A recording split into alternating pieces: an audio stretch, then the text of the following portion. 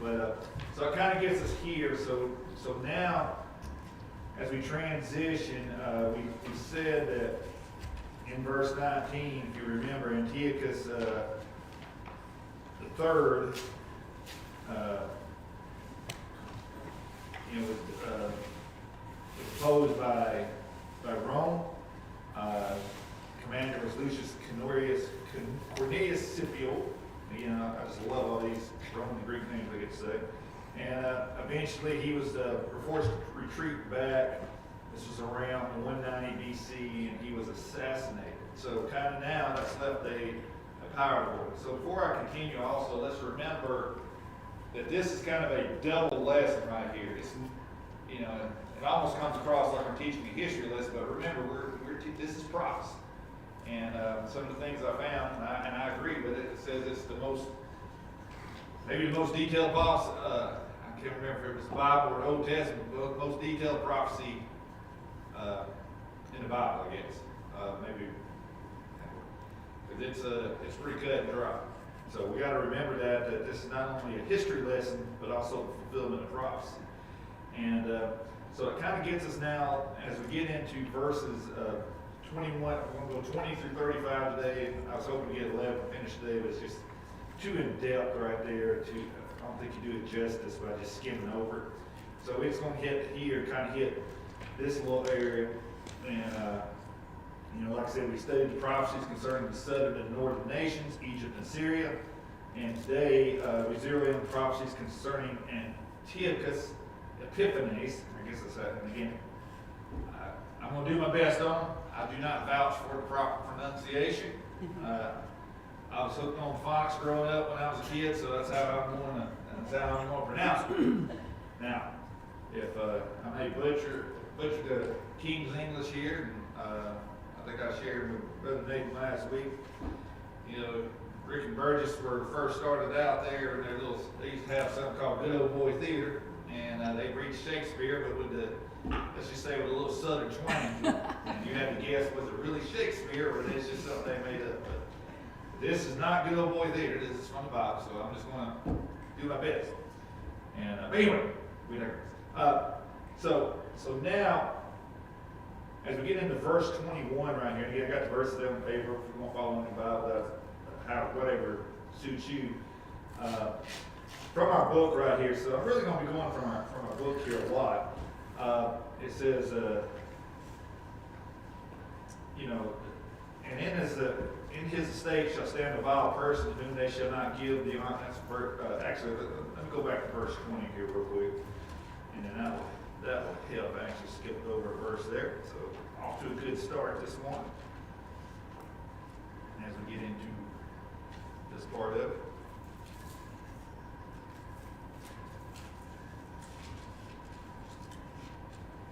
But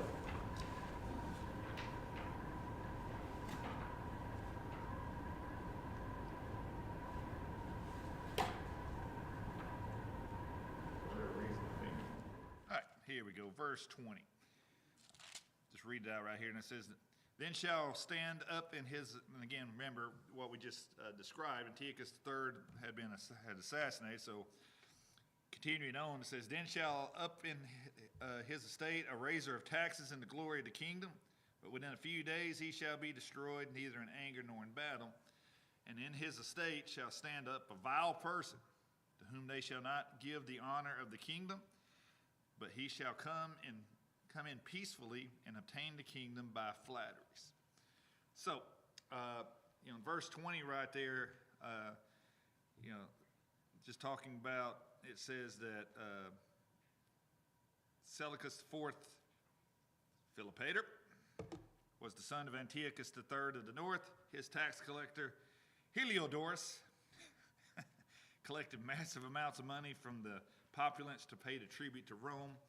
After reigning for a short 7 years, Seleucus was poisoned to death by Heliodorus. So so that's kind of what happened there. And then Seleucus IV Philopator was succeeded by his brother Antiochus IV Epiphanes. The throne was not rightfully his. Antiochus seized power when Seleucus' very young son Demetrius, one Soter, was the rightful heir, was being held hostage in Rome. So that's kind of gets us here where I've kind of got my bearings here now. So here are some words to describe Antiochus IV right here. We see one right there. Of course, our scripture there says what? Tells us vile. Some other terms I found: despicable, contemptible. So, like I said, what little I've studied about this guy, I can tell you right now, not a very good person, is he? Vile, contemptible, despicable. Of course, every time I hear despicable, I think of Despicable Me, in Minions. But anyway, think of what's the character's name? The evil guy, whatever. Gru. Yeah. Anyway, but yeah, this ain't Gru. This pretty bad human being right here, and we're gonna see why as he goes through. Why, I guess, for lack of a better term, I don't know how I can describe it, but I don't want to say forerunner to the Antichrist, or just, basically, like I said, we're going to see some things later on that parallel that. So, but anyway, he was not only this, but here's some other terms to describe him. He was despised and disdained because basically it says here he was a worthless character. Now, I just don't understand people that are like that. For me, if people think that about me, that would bother me.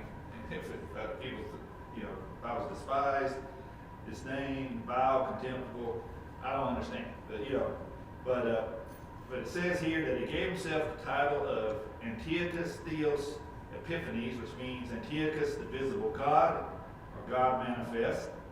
For he thought himself to be a manifestation of Zeus or Jupiter.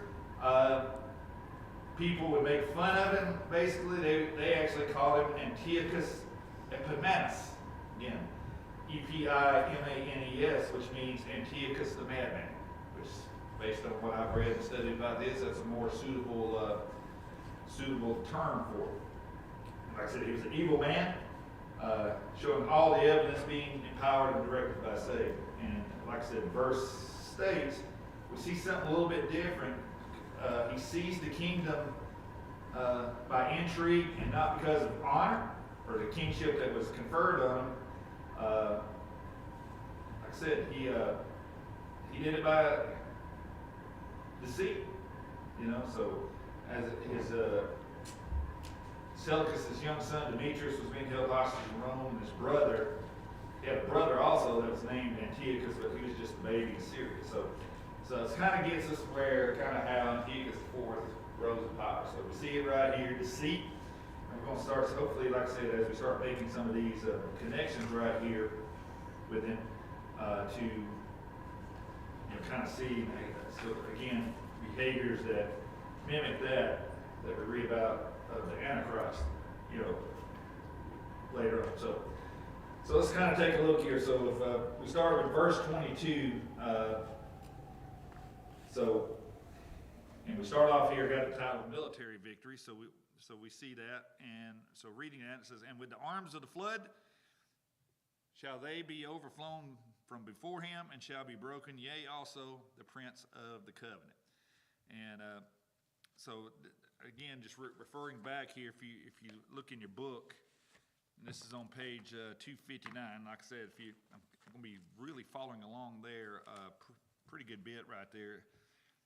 Antiochus' northern forces swept away the Ptolemaic armies. Like I said, a term like a raging flood is used. And the Prince of Covenant is referred to a Jewish high priest named Onias III. And he was assassinated by a defecting brother Menelaus in about 170 BC at the request of Antiochus. So we already see, betrayal. We see some things here. Again, just kind of seeing some of the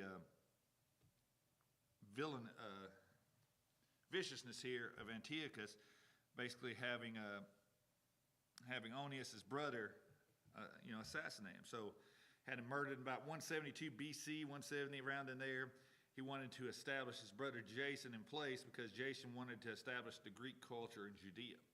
So again, we're wanting to see, he was wanting to, establish, I think it's the Hellenistic type of worship. And so it says there, according to, as we read it right there, so he took, he shall be broken, yea, also the prince of the covenant. So that's kind of referring to that. So now we get to verses 23 and 24, and those are, we're going to start seeing now, for the most part, as we've read about these military leaders, how would you describe them? They're more, it's all about force, isn't it? Remember the Medo-Persians, it's about the 300,000 person army, right? The speed of the armies and stuff. So now we start seeing kind of a different, I guess, for lack of a better term, a different weapon of warfare here, and that is deception. So as we continue on right there, and it says, if somebody would, let's read verses 23 and 24 right there. That way y'all won't have to listen to me the whole time.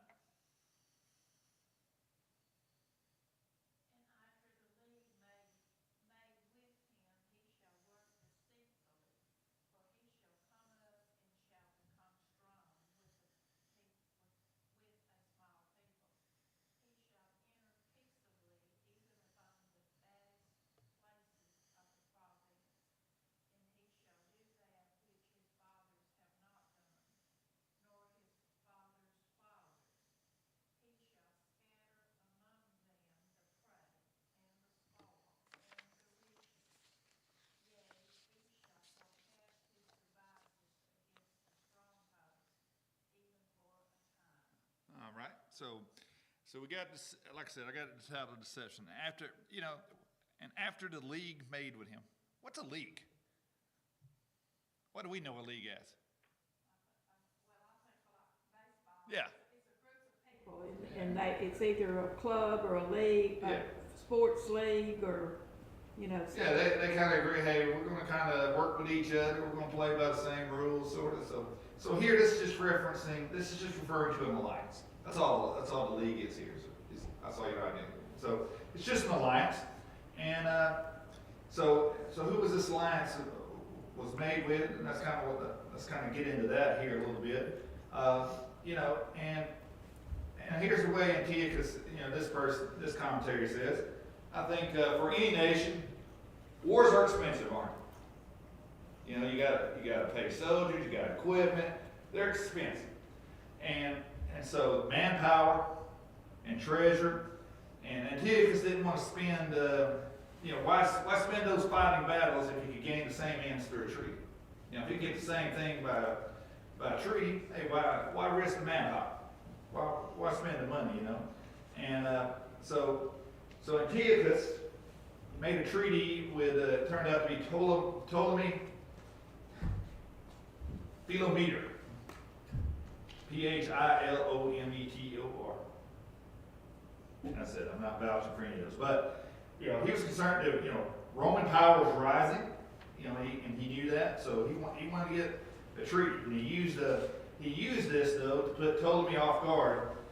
And he was able to seize a large section of what had been Egyptian territory with a very small force. And so while he was basically, I guess he was two-faced, for a better term, he was telling them one thing, hey, we're friends, but behind the scenes, he had his forces were conquering, parts of conquering town after town. And before Ptolemy realized what was happening, it was too late right there. So that's kind of referencing right there,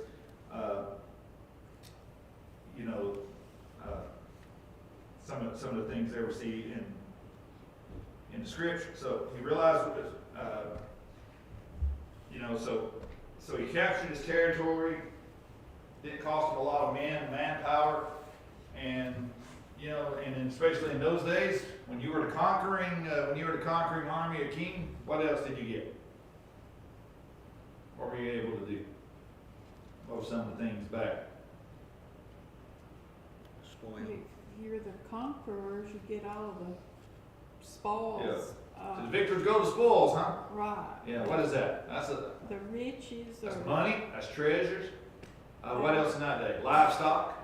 So he's taking that up. Now, and here's where Antiochus, some of his treachery comes to play right here. Because, you know, most kings, they would take that and do what? Well, they keep a lot and then they distribute some to the Yeah, poor. they wouldn't enrich themselves for the most Yeah, part. but they, Yeah, and Antiochus, though, he was just, he kind of, like I said, this guy's kind of thinking, you know, a little bit. So he started giving it out to all these different people. Not because he liked them, but what was he? He's trying to buy their influence. He's trying to flatter them right there. So you know, and that's what I said a while ago. The more things change, the more they stay the same, don't they? Does that happen today? Sure, all the time. So then out of the booty gave his lavish rewards and win friends. He's trying to buy influence and secure support from his subjects. And he did well. And but only for a time, for Rome, like I said, Rome threatened him and told him to leave Egypt, and he did right there. So we kind of see right here again.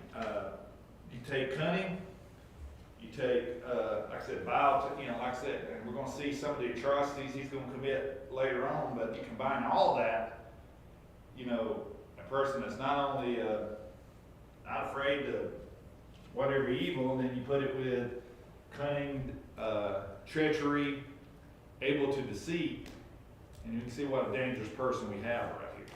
So, and we're going to see here, like I said, if you think about it, though, what were some of the descriptions of the Antichrist? How is he going to win influence when he gets into the world? Is he going to come in and overpower people first? he's gonna be a wonderful orator, speaker, and, he's gonna be charismatic, and he's gonna promise a lot of things that he can't deliver. They're going to win people with flattery, huh? Yeah. And if you remember, I think early on as we studied this, he comes out of nowhere, don't he? So we kind of, again, so now as we start getting into some of these schemes and things right here about Antiochus right here, start kind of think, we kind of see how some of his actions will later on, how they parallel what the Antichrist is going to do. So, but anyway, let's go to we go to verses 25 and 26. Could somebody read those for us right there?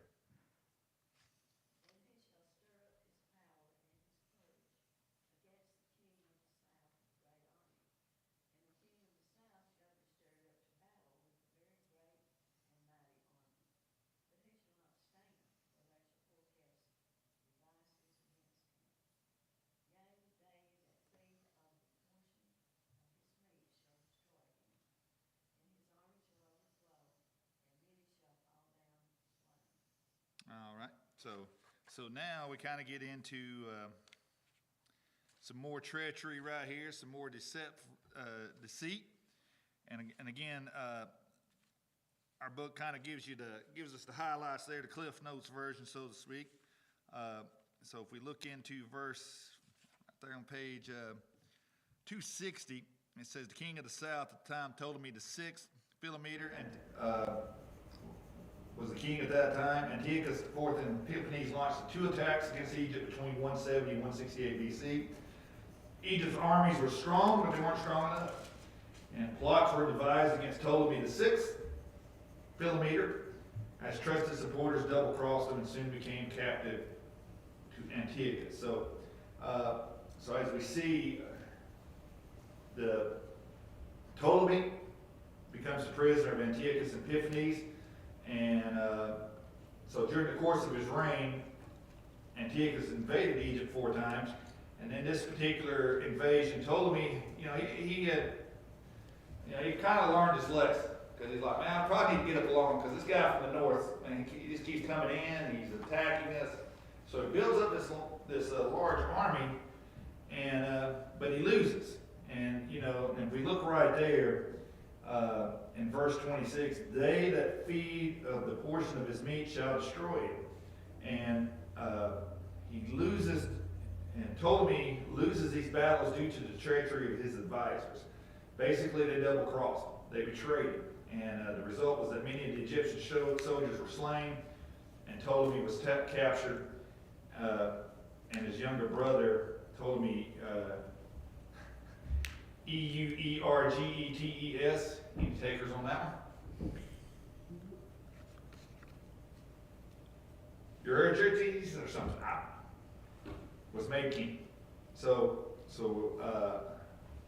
Antiochus had gotten to some of the advisors there of Philometor, and like I said, they double-crossed them. So that kind of gets us now, we get to verse 27. So now, Euergetes, I'll just say Ptolemy E. How about that? Because you get tongues tied. So this Ptolemy, like I said, Ptolemy E was the king, and now here's the thing: Antiochus has Ptolemy Philometor in prison as his prisoner. So now he goes to him, and they decide that they're going to try to overthrow Ptolemy E and regain Egypt for themselves. And so yeah, they wind up lying to each other. So it says right there, and both of these kings' hearts shall be to do mischief, and they shall speak lies on one table, but it shall not prosper, for yet the end shall be at the time appointed. And so again, another plot, another plan here. So Antiochus pretends to befriend Ptolemy Philometor in the effort to restore his throne against his brother. And Philometor pretends to believe it. So basically what they're trying to do is they're trying to double-cross each other. And at the end of the day, they fail to conquer Alexandria.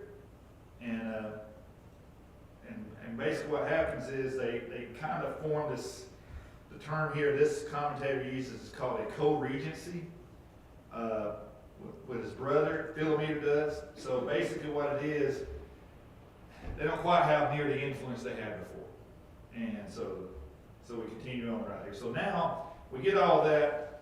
Now we really get into, in verse 28 right here, we start seeing a lot of things here that now start, I guess, foreshadowing for better or worse, things that the actions of the Antichrist right here. So let's look at Daniel 11 and 28 right there. So it says, then shall he return into his land with great riches, and his heart shall be against the holy covenant, and he shall do exploits and return to his own land. So so as we look right here, this is on page 260 at the bottom of our book right there. And it says, returning from Egypt with great riches and spoil, Antiochus' hatred of the Jews intensified as never before. And it says, history reveals that on his way back to his homeland, he attacked Israel with a vengeance, executing some 80,000 Jewish men, women, and children, and taking 40,000 prisoners as slaves. He also plundered the riches of the Jewish temple, and it said here, like I said, the book refers that his angry devastation was likely caused in part by the frustrated outcome of the Round Table meeting in Egypt. So that's kind of speculative, but right there, I mean, reading some of this, referring to it, some person referred to this as the first Holocaust, that it was that bad. And so I think what was the number again? 80,000. 80,000 executed and 40,000 prisoners. I sat there and I try to recall just how they have the logistics to capture, or how do they capture 40,000 slaves and control them? But like I said, that's an enormous amount of people. But just kind of looking at this is as we're looking at verse 28, it says when Antiochus left Syria again, he took a lot of Egyptian wealth with him on his way back. And this commentator kind of goes. He says that perhaps it was because of rebellious actions, for Israel's rebellious actions against Antiochus. He said that when he removed the high priest, that there was a rebellion. But anyway, like I said, it says that when he arrived, he took action to punish those. He slaughtered 80,000, 40,000 in slavery. He said he looted the temple of its vessels of gold and silver, stole about 1,800 talents of gold, and then defiled the temple by sacrificing a pig on the altar and boiling some of its flesh and sprinkling the whole temple with the broth. And then he returned to Syria. And I think we mentioned that before about the pork broth being spread out. So he just defiled the temple right there. So he returned to Syria, and we come back to verses 29 through 31, and we look at that. Somebody read verse 29 right there, very first one. At the time appointed he shall return and come toward the south, but it shall not be as the former or as the latter. All right. So here now we go to verse 30. Somebody would please. For the ships of Chittim shall come against him. Therefore he shall be grieved and return and have indignation against the holy covenant. So shall he do. He shall even return and have intelligence with them that forsake the holy covenant. All right. And then finally we'll just stay right here with verse 30 for a moment. I tell you, I'll change my mind. And I'll read 31. And arms shall stand on his part, and they shall pollute the sanctuary in strength, and shall take away the daily sacrifice, and they shall place the abomination that makes it desolate. So he returns, and at an appointed time, he comes back through Israel again, and he's going to defile the temple another time right here. Okay? And this commentary here gets into it a little bit more. He says the Ptolemy brothers had formed a co-regency with their sister Cleopatra II, was also included in that. It says Antiochus felt betrayed and determined to attack again, which he did in 168 BC, laying siege to Alexandria. But during that time, Egypt had made an alliance with Rome, and it says the Roman consul Gaius Publius Linnaeus met with Antiochus and demanded that he leave Egypt. And so we kind of look right here in our book, just some of the things there. It says this was his third attack on the south. This is on page 261, this time against the joint rulership of Egypt. However, his campaign is much less successful, and the reason for Antiochus' lesser success was the ships of Chittim, and that is a Roman fleet led by Gaius Laelius. Again, I was hoping to find some of those verses that have Greek names and let you guys try to pronounce them, just so y'all can feel how I feel. But getting back to it right here, that forced his withdrawal and humiliation. I like this part right here. It says the Roman general drew a circle in the sand and made Antiochus stand inside it and forced him to concede defeat before stepping outside the circle. And Antiochus had to submit or prepare for war with Rome, which of course obviously at the time he did not want to mess with Rome right there. So just a little bit of background around here, just talking about Chittim, for example. If you were familiar of the culture at that time, you heard that word. It's basically a generic term that referred to people from the West, and in particular seafaring people. So basically, it's just referring to sailors from the West. It could refer to Greeks, it could refer to Romans, could have been the Mediterranean islands, and some of the research I found on that was says just based on the area. So basically, like I said, it's just referencing seafaring people right there. So he's met by, like I said, Gaius, and he said he would drew a circle and sound. I'm just sitting there, I just laughed at that. I mean, because that's just like, sounds like something you do in kindergarten, to a kindergarten. Stand right there in that circle. And until you decide, promise you'll be good, you can't leave. But you think about, the politics and the things being right there. So, it says Antiochus left, or he said that, basically said he would give an answer. Let me read that again, I'm Antiochus said he would discuss the demand with his council, upon which it is reported that Linnaeus drew a circle in the sand around the king and said he would have to give an answer before he left the circle of whether he would leave or fight Rome. Antiochus left, but with great rage, which he took out on Israel upon his return. Do you remember last week we said Israel was kind of caught in the middle, weren't they? Now we're kind of seeing how that statement is coming to pass now. You know, because these armies are going back and forth through, and it's almost like Israel's, it's, you know, whoever has their frustration or whatever, they're taking it out on Israel right there for whatever reason. So, Antiochus Epiphanes thought of himself as a manifestation of the Greek god Zeus. So, and he was very serious about establishing the Greek culture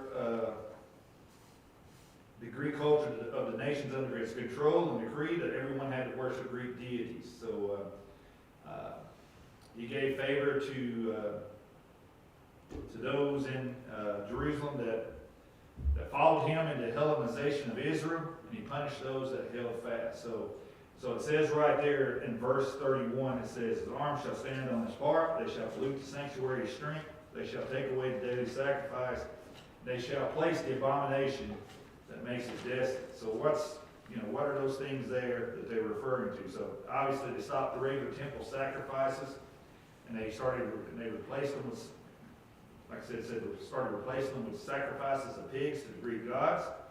Other things it says that Antiochus basically erected an altar to Zeus in it. He would sacrifice a pig on it, and this was the abomination that it was referring to. He prohibited Jewish sacrifices. And if we recall now, how does that really parallel with Antichrist? What's the Antichrist eventually going to do? Image of himself. He's going to have an image of himself in the temple as well, correct? So, really we see, just the imagery there and things of that, really, we can see that right there. And again, the Antichrist, the man of lawlessness, will set up an image of himself inside the Jewish temple. Basically, the Antichrist is throwing himself in the place of deity, displaying himself as God. It says, "This blasphemous act will utterly desecrate the temple, making it abominable and therefore desolate." And like Antiochus, the Antichrist will call the Jewish sacrifices during the tribulation period to cease. So again, we kind of see there, Antiochus, all those adjectives we used to describe him right there. You are who you are, and so I pretty much, like I said, like I have to tell kids sometimes, if the truth fits, you got to wear it, and that's the way it rolls. But so now we get to the last part right here, 32 through 35, and I got that called choosing sides right here. So if we look at that, and it says, "And such as do wickedly against the covenant shall he corrupt by flatteries, but the people that do know their God shall be strong and do exploits. And they that understand among the people shall instruct many, yet they shall fall by the sword, and by the flame, by captivity, and by the spoil many days. Now when they shall fall, they shall be hoping with a little help, but many shall cleave to them with flatteries. And some of them understanding shall fall, to try them, and to purge, and to make them white, even to the time of the end, because it is yet for a time appointed." So let's look at verse 32 there. So it says, "And such as do wickedly against the covenant shall he corrupt by flatteries." And, as you said, this guy, besides being the evil that he did, he must have been some type of comment, some type of talker. So it says, "Many Jews had submitted themselves to Antiochus' decree, some of them out of fear of their lives, and many more of them became more apostate due to the enticements he offered to those who would embrace Greek idolatry." So, like I said, the book where it says some in the interest of self-preservation became compromisers. Some were convinced by Antiochus' flattery that they decided with him, and thereby became corrupted, and they became violators of the covenant. Other Jews, however, remained loyal to God and refused to compromise. And it says these were the Hasidian Jews who chose death rather than submitting to such compromise. And it says there were many Jewish martyrs during this time. Just some of the things here, just kind of getting a little deeper in that from verse 32. So it says just basically the sinful nature of Greek culture was attractive to those who wanted freedom to sin. And it says Antiochus' favor and flattery made it that much more attractive. And at the same time, there were many who remained true to God despite the hardships or threat of death. Persecution caused the cleansing of the people that separated those who truly loved God from those who were apostate of heart. And one family that remained true was Maccabeus and his 5 sons. And I can remember we mentioned him a couple of years ago. I can remember but he was a priest that refused to offer pagan sacrifices. His family had to flee to the hills. He led a revolt, encouraged others by the examples, and they joined him. But it was a long war, and they suffered more. So it says, many died by the sword, others were burned alive in their homes, or were cast into heated brass cauldrons. And several of his sons were killed too. And so at the end of the day, we see that the Maccabees, led by the son Judah, were able to force the Syrians out of Jerusalem. And they were free to resume worship of the Lord in the temple. And it says, I didn't know this, that they helped rededicate the temple, and it became a yearly festival known as Hanukkah. Is that Hanukkah? H-A-N-U-K-K. So that's where Hanukkah came from? I didn't know that. Wow.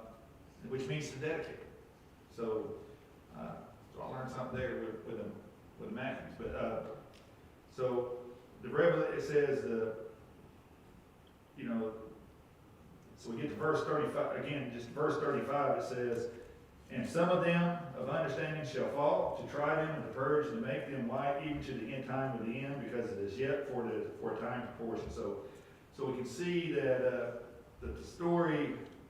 The story is left open, pointing to a future time in verse 35. So we see that there are many descendants of Israel that have assimilated into other cultures to the point they are even aware of their bloodline, and there are still many Jewish people that remain distinct, and they continue to do so at the risk of persecution. So we kind of see that still to this day. So again, very in depth right there. And again, remember, it sounded more like a history lesson, but it's not. It's a fulfillment of prophecy. And what Daniel was describing there, from what the angel was describing him, that's what we were referencing right there, is the outcome and the fulfillment of that prophecy. So, you know what? So it's kind of the question right there. With such a detailed prophecy, what does that do? That being fulfilled, why is that important? Why is it important we discuss that?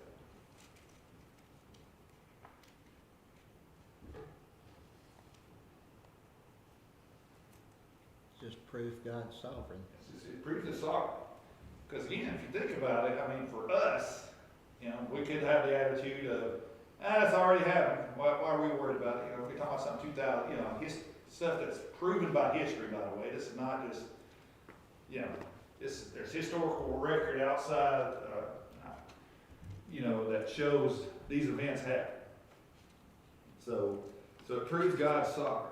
But it should also strengthen our faith for the prophecies that have not occurred yet, that haven't been fulfilled, that, just continue to just embolden us in our faith that, those are going to come to pass. And if you remember, during those as we've talked about with Daniel, as we studied this, it's understanding God being sovereign that should strengthen us when we're in tough times.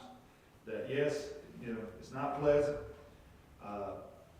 We don't, does everybody want a life to be just smooth and sailing? Sure. Sometimes it's not. And whatever, each person we have to deal with tough times, just draw strength from God's sovereignty. And that's one of those things here from that. so as we kind of go through just some of the, some of the themes that, the book right there, just, like I said, it's more of, as I said, just fulfillment of prophecy, almost felt like a history teacher there, but again, I always have to keep in mind, so this is fulfilled prophecy, besides historical record, and keep that in mind right there and stuff, so.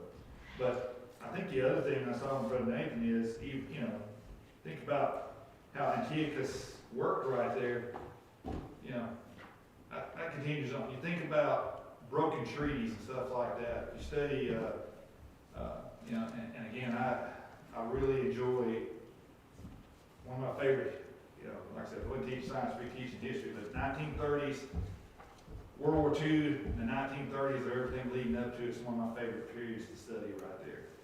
Think about it. Think about Hitler, for example. He made treaties with Russia, but what did he do about a year later after his treaty? He invaded Russia. So you see, again, a history of these type of people, these type of evil with the flattery, just,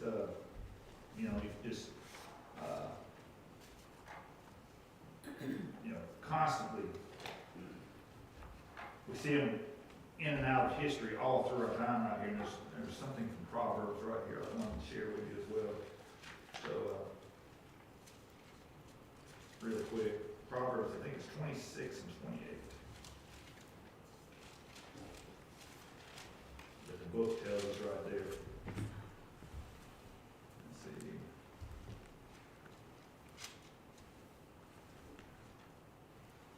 A lying tongue hateth those that are afflicted by it, and a flattering mouth worketh ruin.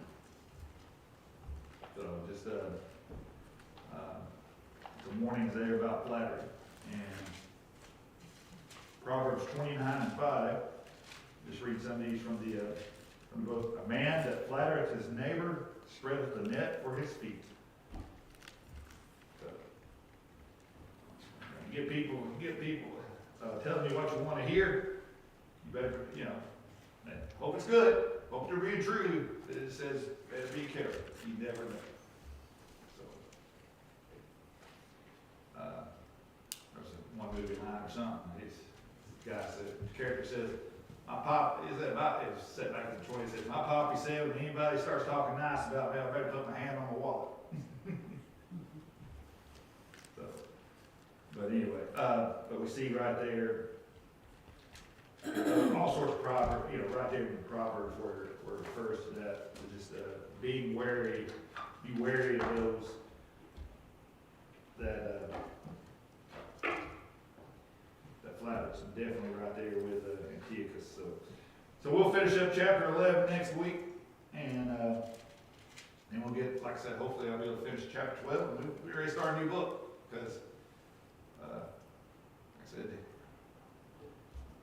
probably, I don't know where we'll go next, but I've enjoyed Daniel. Like I said, it's really clear. For me, it's helped me a lot with, especially understanding things that happen in Revelation.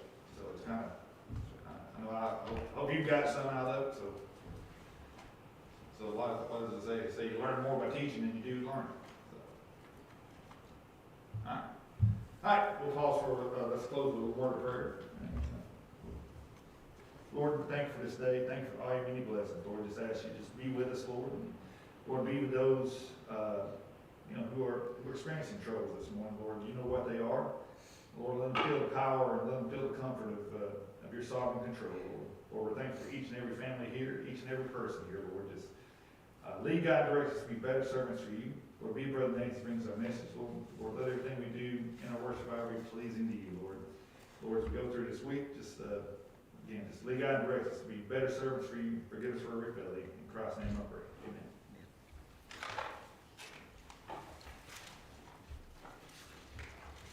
Amen.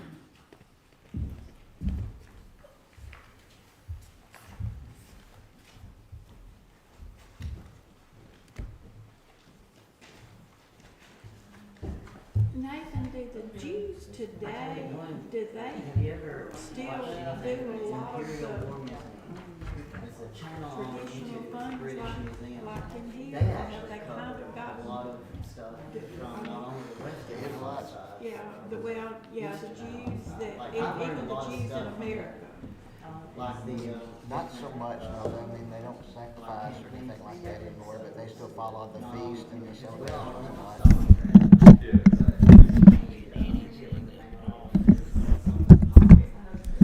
Of course, you know, I see, on TV that some, and I don't know the different, they've got different groups or different sects or different things like everybody else, and they, Black you know, hat and curls. yeah, they wear their little thing, and Now, it's, they do more than any of the others do.